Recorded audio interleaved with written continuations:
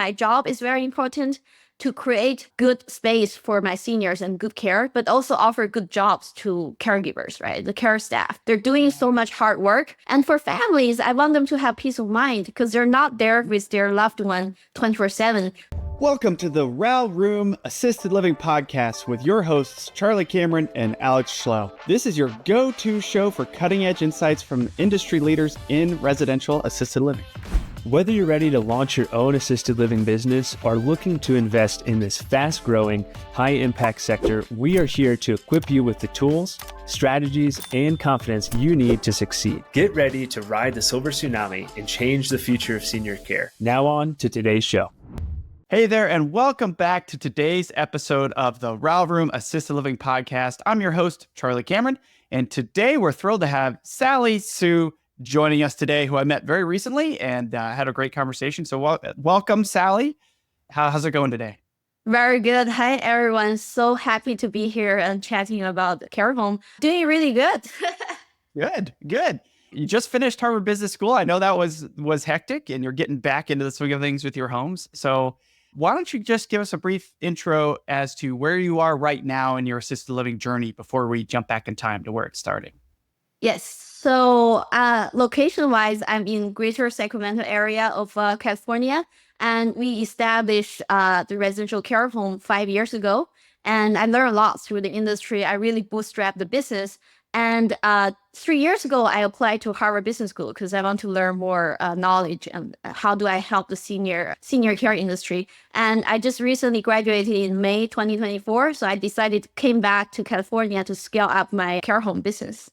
That sounds like the perfect thing to do, to go from, okay, I have a few, to how do I really build this thing? Certainly, it can't hurt to have a degree in the backing, and the network, I'm sure, is going to be super powerful to you in the future. So tell me, how many homes do you have currently? How many beds does that look like? What's that breakdown? Currently, we have 2 locations up and running, and one run for 5 years. The other one we opened during COVID-19, believe it or not. And so we have 2 in operation. We're building our 3rd one, and we're in the process of acquiring the 4th one. Wow. Awesome. Wow. You're making moves since the last time we talked even.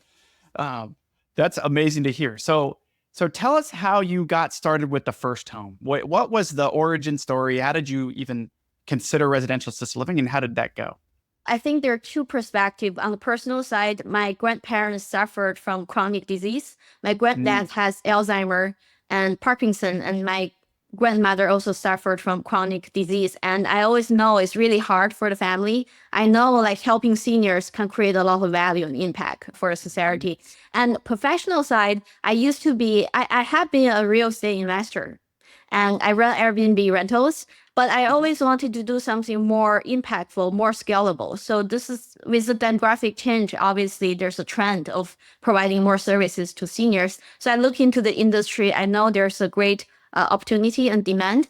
And I thought I just bought a home, and if I go wrong, I just turn that into Airbnb rental. So the idea was very simple, right? There was plan B and plan A and plan B. So I got into that in 2019. Oh, that's so great. I want to talk about that for a minute. So I think everybody who I know who's operating an assisted living home has a story about a loved one, right? And it is very interesting that everyone has that similar connection. And it's really cool how residential assisted living homes are providing better care and a more dignified environment for seniors in their aging years. So I think that's pretty cool. Everyone has that common thread. But you and I have a similar story on the investing side. I started in multifamily and some single family rentals, and then I went into short-term rental. And I was like, oh, wow, these are much nicer than my Class C multifamily. I have a little bit more pride of ownership in the property itself. Though I did find that serving quote unquote guests is really not that fun. And that piece was not nearly as fulfilling. A 5-star review is fun and nice and okay, makes you feel a little bit good for a second. But the fulfillment side, in terms of what you're doing, what you're building, and what you're providing in terms of value to seniors in the community and to staff members and jobs, and it's totally different. It's a whole nother level where you get fulfillment from both the homes because they're beautiful, and you get fulfillment from the incredible care you could provide to seniors in a residential environment. You're nodding yes, so I'm assuming that you feel that same way. It's totally different than short-term rentals, right? It's very different. There are so many stakeholders running a care home. I think the most satisfied moment till date is that I walk into one of my care home and I said, look, I made this happen. On the personal side, I feel that I have my worth and I'm important. Everybody wants to feel important, but not in the way we just being selfish. Very important to other people to create value for so many stakeholders. And it's just very meaningful. And I feel that my job is very important to create good space for my seniors and good care, but also offer good jobs to caregivers, right? The care staff. They're doing so much hard work.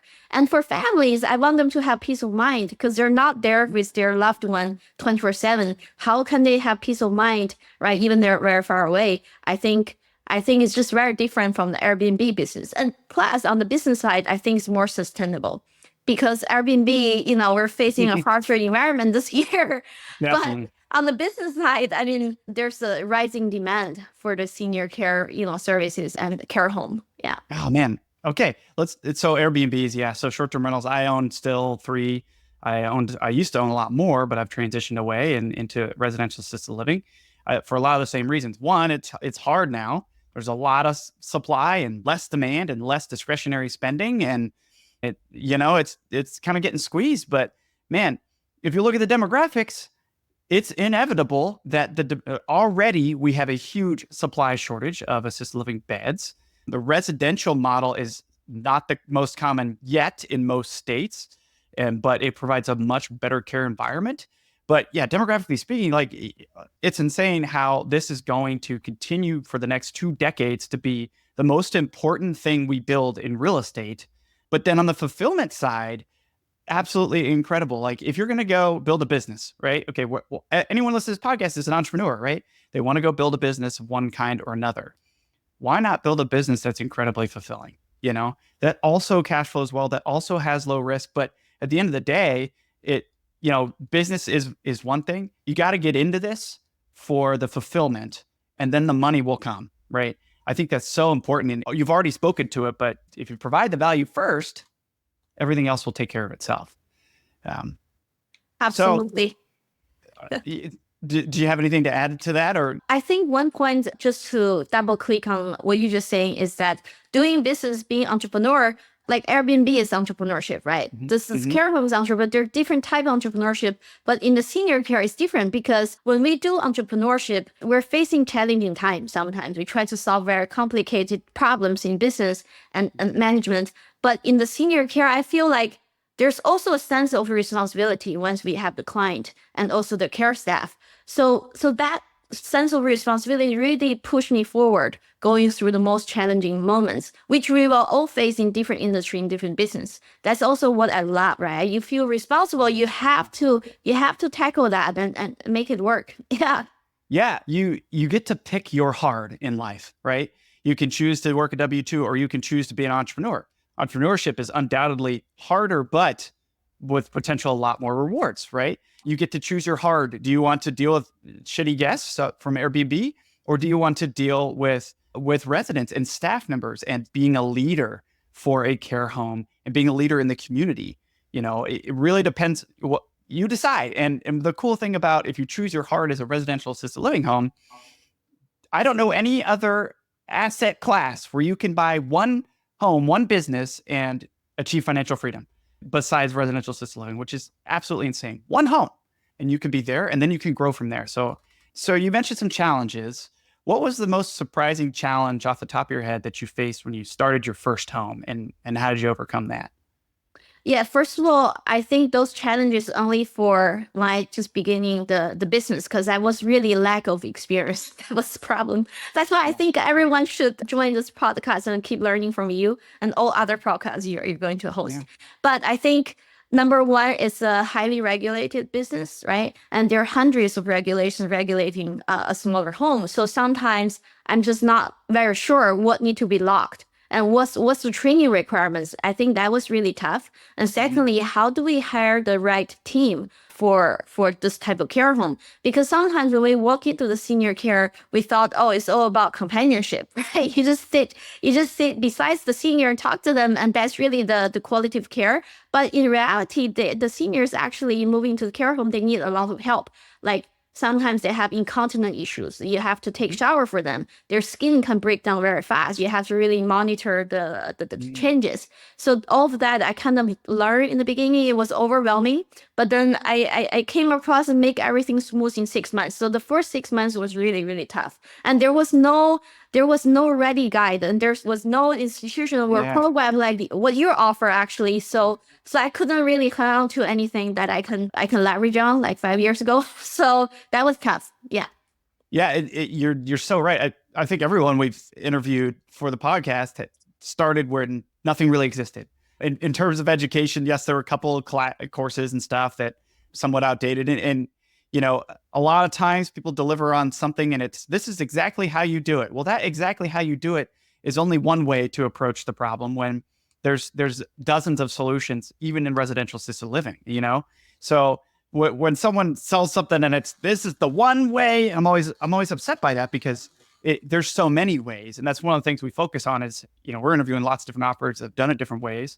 Our mastermind focuses on here's all the different ways you can do it. Here's the different ways, you know, if you get lending, here's the different types of homes you can buy. You can renovate, you can start new, you can add on like you've done. You can, you know, there's so many ways to go about it.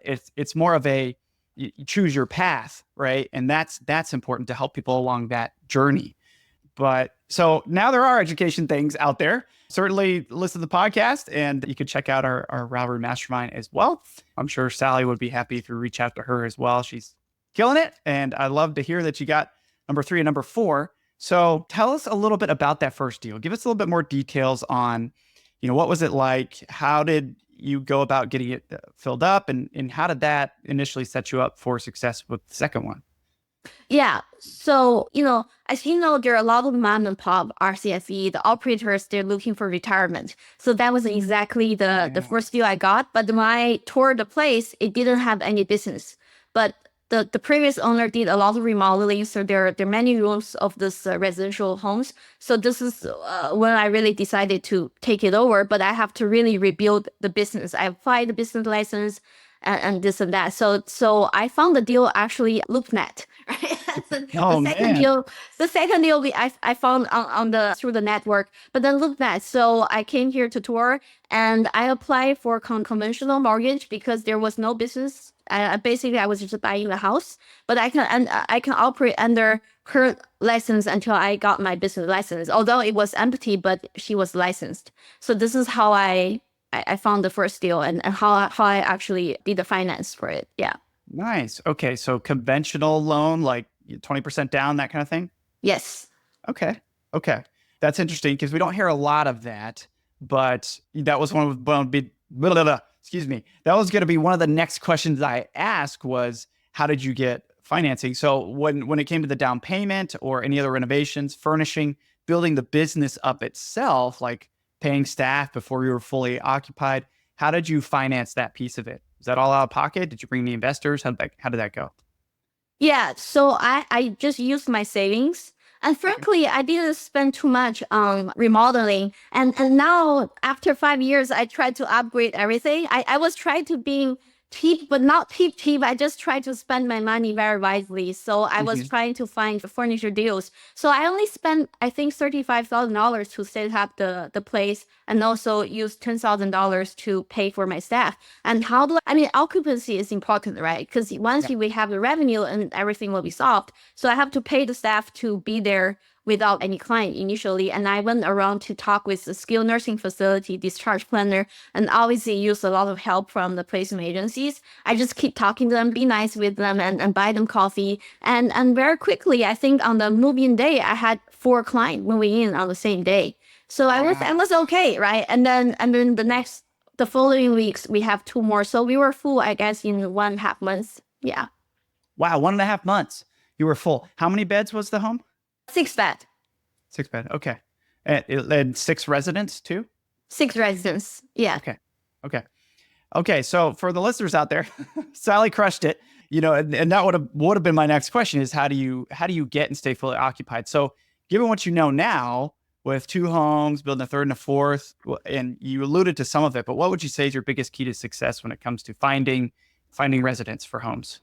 I believe we have a very good relationship with the discharge planner from the hospital ER, and we also have a good relationship with placement agents. So sometimes, the placement agents will charge a fee, obviously, but then they're not the enemy, right? You really need them, especially if we're very small and we cannot really run our field marketing department by ourselves. Maybe down the road, I will have my marketing personnel, but in one to 2 homes, most of the time you're really full, right? Sometimes you have one vacancy. So really building good relationship with discharge planner and placement agents. I think the trick is that to make their job very easy. So if they contact you, you want to make sure your information passing along is very clear and your workflow is very organized. For instance, there are residents discharged from ER. That's really most of the cases, right? They fall at home, they went to ER, did surgery, and then boom, they cannot go home anymore because they really need the care.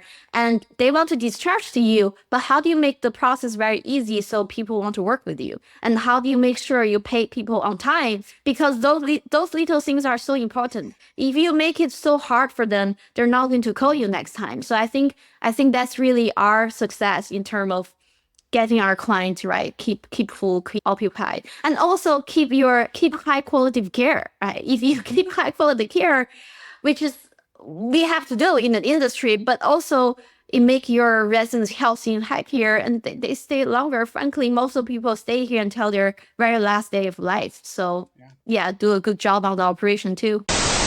Sorry to interrupt this episode, but if you're listening to this, then you're already an action taker. And that means you are exactly who we built the Rao Room Assisted Living Mastermind for. If you're ready to unlock financial freedom by launching your own residential assisted living home, our community of like-minded entrepreneurs and industry experts will give you the exact steps to make that happen. From licensing to acquiring a home to funding your home to scaling to dozens of homes, we've got you covered. We don't just offer guidance, we provide you with the roadmap, the resources, and the launch pad for your success. And the best part? The investment in yourself today will pay you back many times over, giving you freedom, fulfillment, and financial success in the most incredibly rewarding opportunity in real estate. Ready to dive in? Check out theralroom.com and join us today. That's the RALroom.com. Hope to see you soon. Now back to the episode. Yeah. So, and I would put that as number one. Hey, good job on operation. Everything else will sort of fall into place, but it is good to get some outreach. So you said something I think is so important. Make the process easy for other people. And you mentioned pay people on time. This seems like easy stuff, but it's so rare nowadays when people get paid on time, for their services. They're going to come back to you over and over and over. And that's how you keep good partners to your business. You have to think of everybody who's interacting with you, from the lender to the real estate agent, to the families, to the staff, to the placement agents, as partners to your business, right? Ultimately, it takes every single one of those people for your business to be successful. So that's something we haven't heard a lot on the podcast. And I just wanted to emphasize that, like, pay people on time. I've worked with folks who don't pay people with any urgency. And that's it. Like that, as soon as I see that once, I'm kind of done partnering or working with those folks, because it is so key to take care of other people. They have to eat too, Yeah. Okay. So overall, you own 2 homes now. So how many beds is that? Each one is 6 beds because we're in California. By default, we can only have 6, but we can apply for a conditional use permit, which that's really the goal for the third one and also the fourth one. So we can house up to 20 seniors. We can providing care up to 20 in the residential home setting. But I think 20 is such a large number. You have to have a huge, humongous home. I think the sweet number for me is to between 12 to 15. So that's what we're going to targeting. And then we want to franchise the 6 bed, obviously, because 6 bed is very quick to start and it's easier to start, right? But it's better for operators who can also perform some caregiving work so they can be very, very profitable. For me, I always hire a full team. I mean, in California, because 6 is the cap, it's pretty low number. Yeah, some other state they can house up to 8 without the conditional use permit. So California is a bit different. We all have our different strategies in different locations. So yeah, you're right. Every state is slightly different. And California has its own nuances, 6-bed being the normal max amount, unless you apply for conditional use. Now, and we commonly tell people this, like you want to be more than 6 in most states. It works in California. You have higher average rates. But like you said, if you, Sally, don't want to be involved in the day-to-day business of actually caretaking, then you have to hire staff. And then 6, it works, but it's still kind of not as thick as it could be, right? But you're talking about, hey, 13 to 15 bed, man, in every state, that is a really good number for that home to perform very well and have a good management staff in place that you don't have to get sucked into daily operations. Is that a fair statement? Yes, that definitely. Yeah. Yeah. So what is that process going to look like in terms of those new homes, purchasing them, closing them, applying for that conditional use? Do you have an idea of what that looks like? Yeah. So applying for conditional use permit, I think there are different set of fair code. And we have to go through the public hearing. Obviously, the neighbor needs to agree on that, and we need to propose a plan. Like, how do you handle the parking? Because now you have more traffic to your home, right? And I think those are the easier part, right? And sometimes, like, because we plan to do that in a few months, so I'm dropping some gifts by the door of all of our neighbors. So I try to build a relationship. Yeah, a little bribery. I was thinking that I was handwriting the notes. Can you believe? Because we don't write on paper anymore. My handwriting is so shaky. But I thought I had to do that because I have to show my sincere to the community so they can support me. So that's one trick, right? And secondly, the fair code is actually a bit tricky because they're gonna treat the place as a commercial building, although it's residential, right? So there's a higher fair coding like requirements. I'm in the process of learning that. We have to work with the both planning, building, and also the fair very closely, right, together. And I have 2 architects who's helping me to design. We want to make a courtyard in the middle, and so all the rooms can actually see this courtyard and with some fish pond in the middle. And it will be a very fun project. And the one we're acquiring, they have they have more than like 10 rooms already. So we're in the process of negotiating. So for me, the priority is really, can I delay the process of buying the property? Maybe I'll negotiate at least two purchase agreement with them, because the financial is very tight because we're remodeling the third one, right? We're spending a lot of money and we don't have external investor for now. So maybe in 2 years we will have investors. But I don't feel we're ready for the external investor. But anyhow, they're just different deal structures. So I always structure different deal, and I leverage ChatGPT. And I asked ChatGPT, is this deal attractive enough for seller's situation? And that really helps. So leverage technology. Yeah. Yeah. Oh, okay. I love a lot of the things you said. It sounds like it's going to be a beautiful home when it's all said and done for the one that you're going to be doing the large renovation on. Yeah. So creative financing, always see if you can work that, right? And we've done a couple deals like that. It's so important to be able to communicate that well as to what the advantages are for the seller.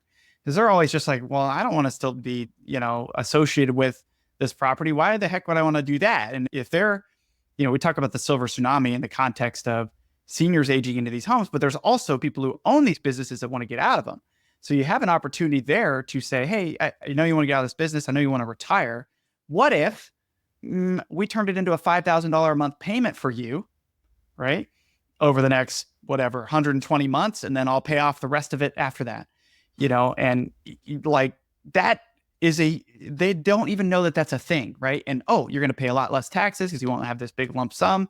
Like, they don't know those advantages. So it's up to us to educate sellers, because ultimately it can be a win-win where they basically get totally passive income secured by the real estate, and you could take over that property without having to go to a bank, head out and get a high interest rate loan. You can get a better one with that seller. It's pretty incredible what you can do if you say it right?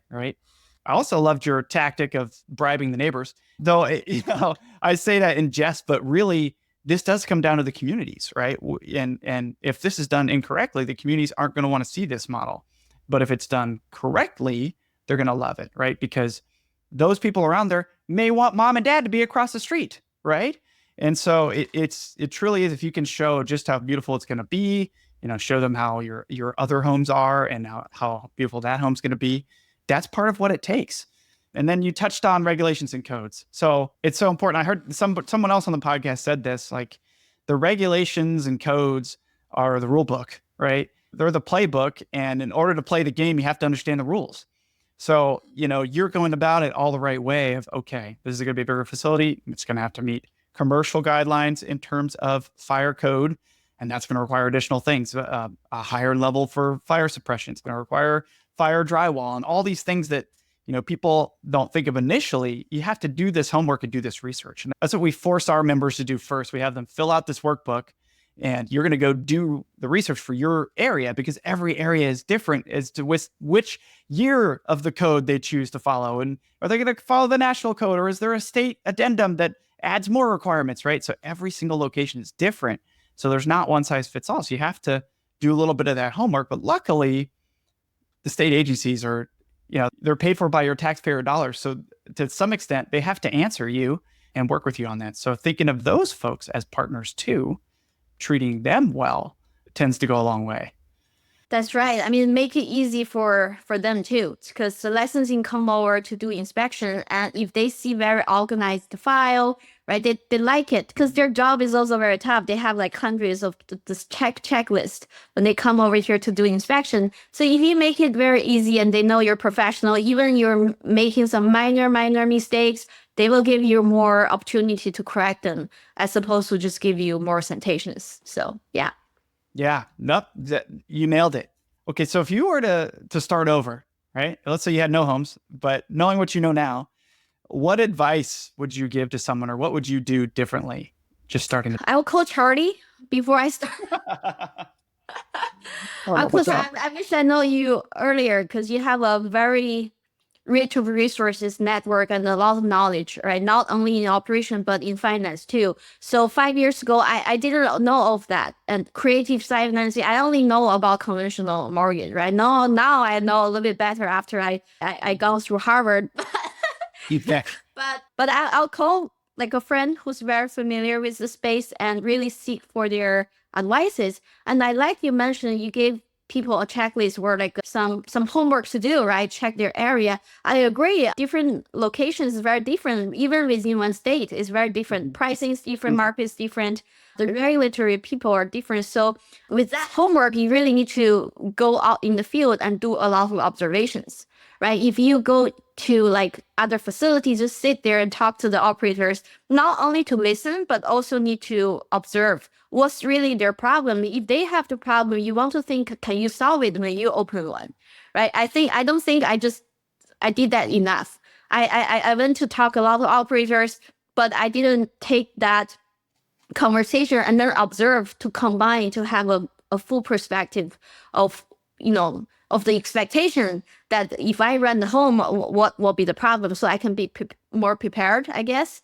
So I would do that. Yeah, I would surrounded myself with more friends in the industry before I started.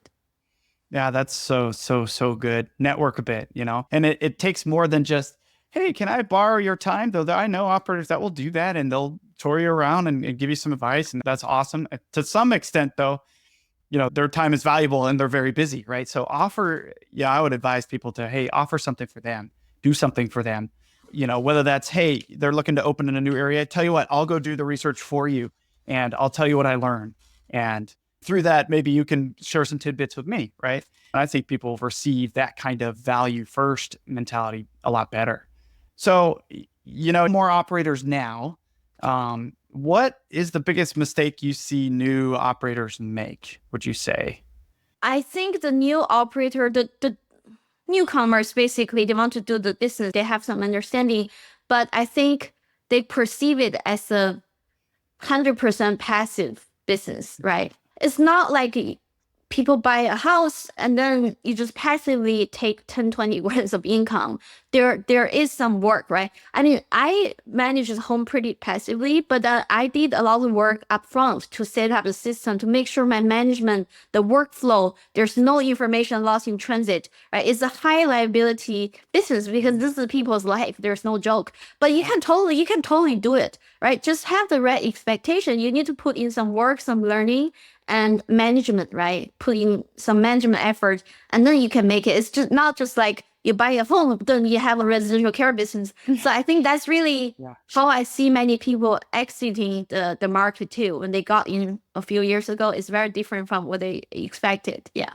Good point. The expectation was different than what it actually was. And like you said, not to say that you can't systematize it, but you have to come into it with that, with the support and the training and the capability to do that, which, as you've demonstrated, didn't require Harvard Business School, but first, so you don't have to have a crazy degree to go do this, or even necessarily a background in healthcare. There usually some sort of connection helps to some extent, I would say, but this can be done. It just requires going about it in the right way, smartly, with a big enough home so you're not like sweating if a vacancy here and there. And setting that expectation correctly from the start is the way to go. Okay, so let's talk a little bit about industry trends. You just went to business school, so I expect you have all the answers. So what are the biggest trends you're seeing in assisted living, especially with residential assisted living? The trend is that people need more residential assisted living. That's really the trend, because people are living longer right now with advanced medicine and all that. We have residents with cancer, and they live 5-6 years, right? So even 10-20 years, but they're not in perfect shape with the seniors. They really need help. They may be on the wheelchair. They need help with mobility, shower, and all of that.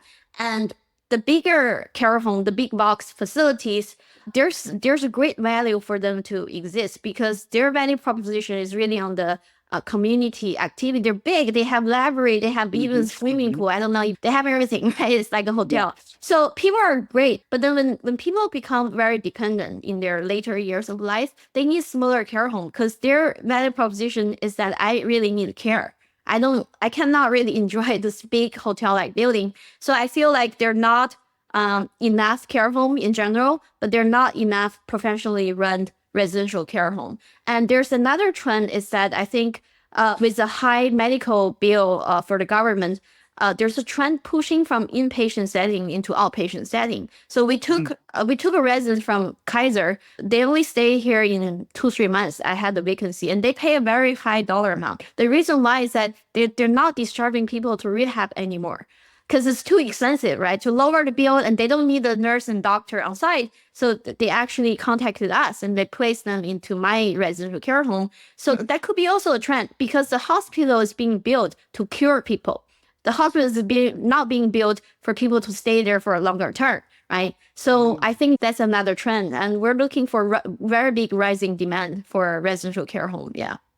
Very interesting. Are those patients or residents temporary for a period of time, or what does that look like? Yeah, so they normally stay here between 2 to 6 months, the recipe care. But then you can really get higher dollar amount, obviously, because you're working with hospital.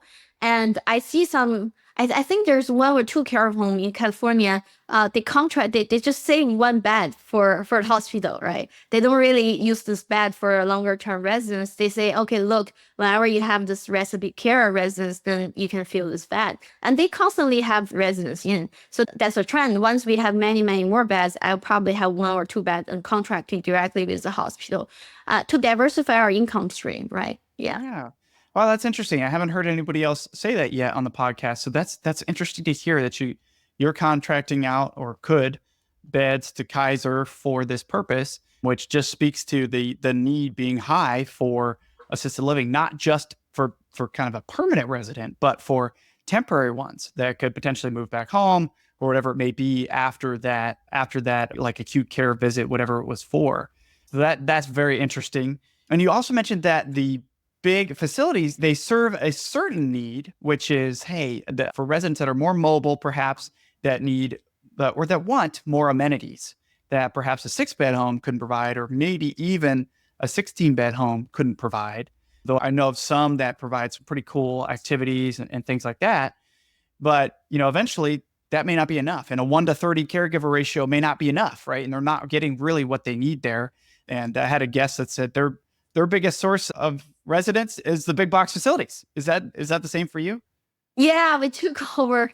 We took in a lot of residents from the big box facilities, Wow. and we see them like people will say, "Look, those are a big competitor. They're big brand name." I don't see them as competitor. We're very complementary. You're like very small care home, and they're very big one. You're targeting very different market, and they're super expensive. They're targeting really, I think, the top 5%, 10% of the household income people. And how can people afford more than $10,000, right? For the level of care that we can provide in a smaller care home, I think they would pay up to 15,000 for most upscale big box facility. They probably charge 20,000, 25,000. That's crazy. We're under 10,000. We're in the 6,000 to 8,000 range, right? So I think if you read reviews of big brand name or big box facility, for the poor review, people are always complaining they're understaffed, right? It's not their fault Yeah. because those may not be the client they're able to care for. Those type of clients, they need to move into smaller settings. The Alzheimer residents and residents with very heavy level of care. Yeah, so you just going to notice this gap more and more, right? So that's why we need to open more phones. Yes. Yes. Well, that's interesting to look at it complementary. And I think that's awesome, right? You don't look at it as competitive, and, you can look at these homes as a source for residents. You can look at the facilities. You can look at those facilities as they already did the market research to know that there's a need for this here. And then you can build a complementary home that the residents can then spend maybe their later years in, or just when the families are fed up with the lack of caregivers, they'll move to your home.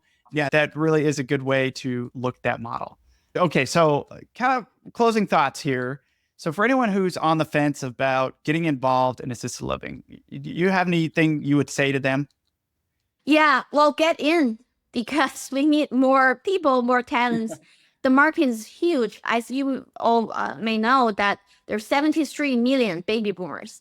I came from China. China will have 400 million seniors by I think in 6 years, right? So in 6 years, all 73 million baby boomers in the USA will be senior, which means 65 plus.